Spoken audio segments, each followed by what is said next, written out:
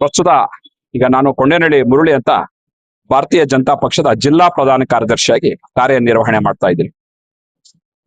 Sir, ಈಗಾಗಲೇ ಏನು ನೋಡಿ, ಇದು ಒಟ್ಟು ರಾಜ್ಯದ ಎಲ್ಲಾ ಜನತೆಗೆ ಮಾಡಿರ್ತಕ್ಕಂತ ಒಂದು ವಿದ್ರೋಹ. ಯಾಕಂದ್ರೆ ನೋಡಿ, ಇವತ್ತು ಒಬ್ಬ ವಾಲ್ಮೀಕಿ ಮಹರ್ಷಿಗಳು ಇವತ್ತು ಇಡೀ ದೇಶಕ್ಕೆ, ವಿಶ್ವಕ್ಕೆ ರಾಮಾಯಣ ಅಂತ ಮಹಾಕಾವ್ಯವನ್ನ ಕೊಟ್ಟ ಮಹಾನ್ ವ್ಯಕ್ತಿಗಳು. ಇವತ್ತು ಅವರ ಹೆಸರನ್ನ ಇಟ್ಕೊಂಡು ಇವತ್ತು ಅಸ್ತಿತ್ವಕ್ಕೆ ಬಂದ ವಾಲ್ಮೀಕಿ ನಿಗಮದಲ್ಲಿ ಹಿಂದೆ ಸಿದ್ದರಾಮಯ್ಯನವರ ಸರ್ಕಾರದಲ್ಲಿ 2023-24ರಲ್ಲಿ ಏನು ಬಳ್ಳಾರಿ ಜಿಲ್ಲೆಯ ನಾಗೇಂದ್ರ ಬಿ ನಾಗೇಂದ್ರ ಏನು ಆಗ ಅವರು ಆ ನಿಗಮದ ಮಂತ್ರಿಗಳಾಗಿದ್ರು. ಅವರು ಆ ಒಂದು ನಿಗಮದ ಹಣ ಇವತ್ತು ಸರ್ಕಾರ ತನ್ನ ಬಜೆಟ್ ಅಲ್ಲಿ ಯಾವ ಕಾರಣಕ್ಕೆ ಮೀಸಲಿಡ್ತಾರೆ ಅಂದ್ರೆ, ಇವತ್ತು ಅವರು ಆರ್ಥಿಕವಾಗಿ ಅಸಮಾನತೆಯನ್ನ ಹೊಂದಿರತಕ್ಕಂಥ ಸಮುದಾಯ, ಅವರು ಆರ್ಥಿಕವಾಗಿ ಹಿಂದುಳಿದಿರ್ತಕ್ಕಂಥ ಸಮುದಾಯ, ಇವತ್ತು ಅವರ ಕಲ್ಯಾಣಕ್ಕೆ ಅವರನ್ನ ಇವತ್ತು ಮುಖ್ಯವಾಹಿನಿಗೆ ತೆಗೆದುಕೊಂಡು ಬರ್ಬೇಕಂತ ಒಂದು ಸದುದ್ದೇಶ ಇಟ್ಕೊಂಡು ಇವತ್ತು ಏನು ಅವರ ಒಂದು ಇವತ್ತು ಬಡತನ ಇರ್ಬೋದು, ಅವರ ಒಂದು ಶಿಕ್ಷಣ ಇರ್ಬೋದು, ಅವರ ಒಂದು ಸಾಮಾಜಿಕ ಜೀವನ ಇರ್ಬೋದು, ಇದರ ಕಲ್ಯಾಣಕ್ಕಾಗಿ ಇವತ್ತು ಆ ನಿಗಮವನ್ನ ಇವತ್ತು ಸರ್ಕಾರ ಅಸ್ತಿತ್ವಕ್ಕೆ ತಂದಿದೆ.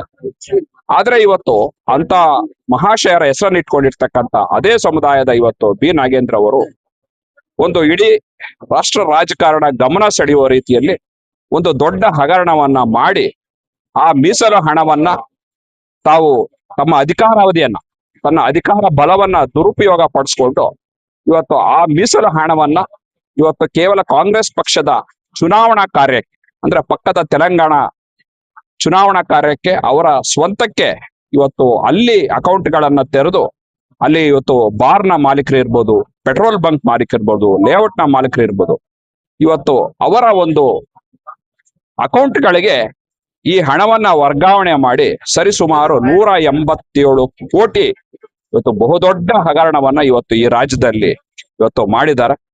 ಆದ್ರೆ ಅದರ ಹೊಣೆಗಾರಿಕೆಯನ್ನ ಇವತ್ತು ಸಿದ್ದರಾಮಯ್ಯ ನೇತೃತ್ವದ ಸಂಪೂರ್ಣ ಕಾಂಗ್ರೆಸ್ ಸರ್ಕಾರ ಹೊರಬೇಕು.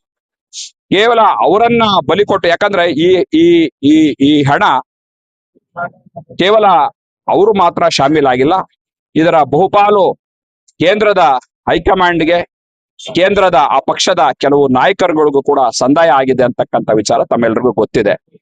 ಸೊ ಹಾಗಾಗಿ ಇದು ಒಂದು ದೊಡ್ಡ ಹಗರಣ. ಇದನ್ನ ಕೇವಲ ಸಿಒಡಿ ತನಿಖೆ ಮಾಡಿದ್ರೆ ಸಾಕಾಗಲ್ಲ, ಇದನ್ನ ಖಂಡಿತವಾಗಿ ಸರ್ಕಾರ ಸಿಬಿಐ ತನಿಖೆಗೆ ವಹಿಸಬೇಕು. ಇದರಲ್ಲಿ ಕೇವಲ ನಾಗೇಂದ್ರ ಒಬ್ಬರೇ ಶಾಮೀಲಾಗಿಲ್ಲ, ಇದರ ಹಿಂದೆ ಇನ್ನು ಸಾಕಷ್ಟು ಗಣ್ಯ ವ್ಯಕ್ತಿಗಳು ಶಾಮೀಲಾಗಿದ್ದಾರೆ.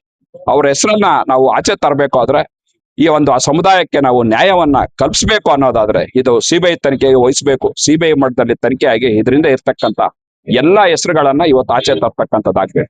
ಅದರ ಜೊತೆಗೆ ಏನಾಗಿದೆ, ಇವತ್ತು ಸಿದ್ದರಾಮಯ್ಯನವರು ತನ್ನ ಸಚಿವ ಸಂಪುಟದಿಂದ ಇವತ್ತು ನಾಗೇಂದ್ರ ಅವರನ್ನ ಕೈ ಬಿಟ್ರು.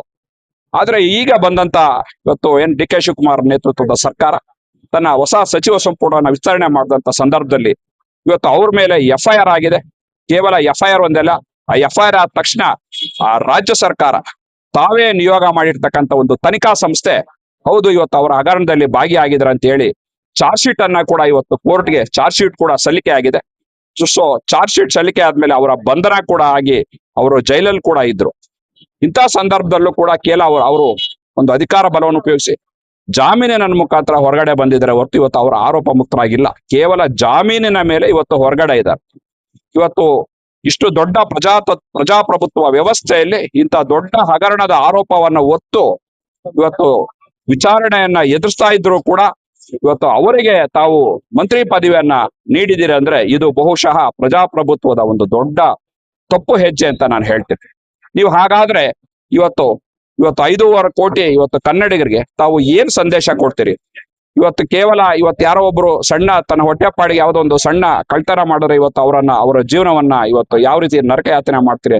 ಇಂತಹ ಸಂದರ್ಭದಲ್ಲಿ ಒಂದು ಹಿಂದುಳಿದ ವರ್ಗ ಸಮುದಾಯದ 200 ಕೋಟಿ ಹಣವನ್ನು ಇವತ್ತು ನುಂಗಿ ನೀರು ಕುಡಿದಿದೆ ಅಂತ ಗೊತ್ತಿದ್ರು ಕೂಡ ಇವತ್ತು ಅವರನ್ನ ಮಂತ್ರಿಗಳು ಮಾಡಿ ಅಧಿಕಾರದಲ್ಲಿ ಮುಂದುವರಿಸಿದ್ರೆ ತಾವು ಯಾರಿಗೂ ಸಹ ನೈತಿಕವಾಗಿ ಅಧಿಕಾರದಲ್ಲಿ ಮುಂದುವರ್ಲಿಕ್ಕೆ ತಮ್ಗೆ ಅವಕಾಶ ಇಲ್ಲ. ಸೊ ಹಾಗಾಗಿ ನಾನು ಭಾರತೀಯ ಜನತಾ ಪಕ್ಷದ ಜಿಲ್ಲಾ ಘಟಕದಿಂದ ನಾನು ಒತ್ತಾಯ ಮಾಡ್ತೇನೆ, ಕೇವಲ ನಿಮ್ಮ ರಾಜಕೀಯ ಸ್ವಾರ್ಥಕ್ಕೋಸ್ಕರ ಇವತ್ತು ಅಧಿಕಾರವನ್ನು ದುರ್ಬಳಕೆ ಮಾಡೋದನ್ನ ಬಿಟ್ಬಿಡಿ. ಈ ಕೂಡಲೇ ಮಾನ್ಯ ಮುಖ್ಯಮಂತ್ರಿಗಳು ಡಿ ಕೆ ಶಿವಕುಮಾರ್ ನಾನು ಮನವಿ ಮಾಡ್ತೀನಿ, ಈಗಾಗಲೇ ತಾವು ನೂತನವಾಗಿ ಮುಖ್ಯಮಂತ್ರಿಗಳಾಗಿದ್ದಾರೆ, ನಿಜವಾಗಿ ರಾಜ್ಯದ ಜನರಿಗೆ ಒಂದು ಶುದ್ಧವಾದ ಆಡಳಿತ ಕೊಡಿ, ಪಾರದರ್ಶಕವಾದ ಆಡಳಿತ. ತನಿಖೆ ಆಗ್ಲಿ, ತನಿಖೆ ಮುಗಿದು ಅವರು ಆರೋಪ ಮುಕ್ತರಾಗಿ ಖುಲಾಸೆ ಆದ್ಮೇಲೆ ಬಹುಶಃ ಅವರನ್ನ ತಾವು ಸಂಪುಟಕ್ಕೆ ತೆಗೆದುಕೊಳ್ಳಿ. ಆದ್ರೆ ಇನ್ನು ವಿಚಾರಣೆ ಹಂತದಲ್ಲಿದೆ. ಇವತ್ತು ಜಾಮೀನಿನ ಮೇಲೆ ಹೊರಗಡೆ ಇದ್ರೆ ಇವತ್ತು ಅವರನ್ನ ಮಂತ್ರಿ ಮಾಡ್ತೀರಿ ಅನ್ನೋದಾದ್ರೆ ನೀವತ್ತು ಯಾವ ಸಂದೇಶವನ್ನ ಕೊಡ್ತೀರಿ ಜನತೆಗೆ? ಸೊ ಹಾಗಾಗಿ ಇದು SC/ST ಸಮುದಾಯಕ್ಕೆ ಮಾಡಿರ್ತಕ್ಕಂಥ ದೊಡ್ಡ ದ್ರೋಹ. ಸೊ ಹಾಗಾಗಿ ದಯವಿಟ್ಟು ಅವರನ್ನ ವಜಾಗೊಳಿಸಿ, ಅವರನ್ನ ಒಂದು ರಾಜೀನಾಮೆಯನ್ನ ಪಡೆದು ಅವರನ್ನ ಒಂದು ವಿಚಾರಣೆ ಎದುರಿಸಲಿಕ್ಕೆ ತಾವು ಅವಕಾಶವನ್ನ ಮಾಡ್ಕೊಡ್ಬೇಕು ಅಂತ ಕೇಳ್ಕೊಳ್ತೀನಿ.